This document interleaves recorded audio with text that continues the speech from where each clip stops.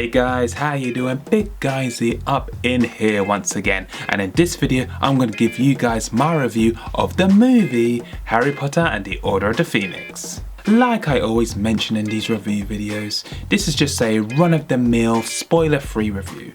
If you'd like me to talk all things spoilers, then head over to my spoiler talk video. I'll post a link to that video in all the right places.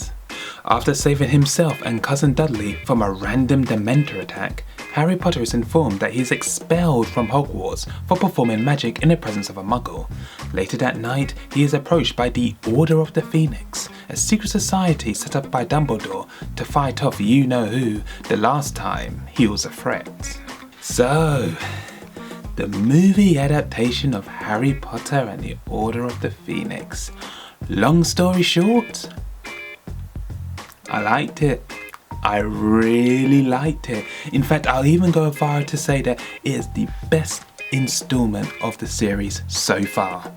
It introduces new and interesting characters, both good and bad, gives us a deeper understanding of previous ones, and it presents itself as the entry that really raises the stakes. Plus, it throws in some decent action, comedy, and even romance? Yeah, even that. Also, no Dobby! Without going too much into spoiler territory, Harry feels conflicted and isolated as you go through the first part of the film. And that's on top of the guilt and, dare I say, grief that he's feeling for Cedric. This sometimes turns to anger, which causes him to lash out at those that he cares about. Although, the more I think about it, the more I think that Harry could have appeared angrier in those scenes. He only really raises his voice one time.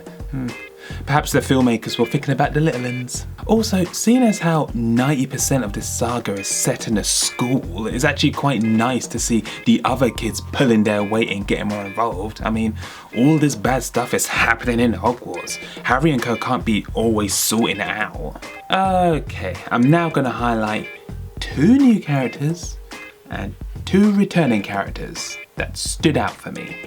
New character, Dolores Jane Umbridge, the latest Defense Against the Dark Arts teacher who also happens to work for the Minister of Magic.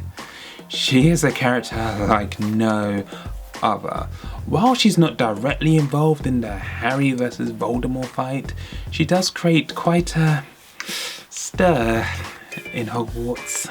New character, Luna Lovegood, a student that we've never seen or heard of until now.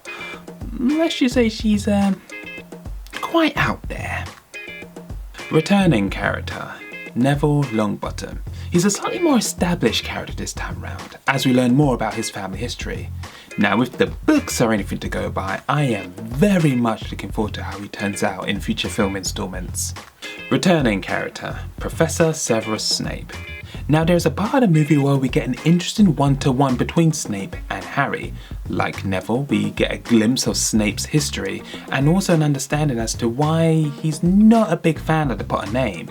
You might end up actually feeling sorry for the guy. Overall, unlike the previous installments when I was neither here nor there, I really enjoyed Harry Potter and the Order of the Phoenix. The diverse characters, the action, the depth, the history, it was all there. In case you haven't figured it out yourself, I highly recommend that you give this one a watch. You'll have to slog through the first 4 movies if you haven't already, but hey, sometimes you have to pay the price.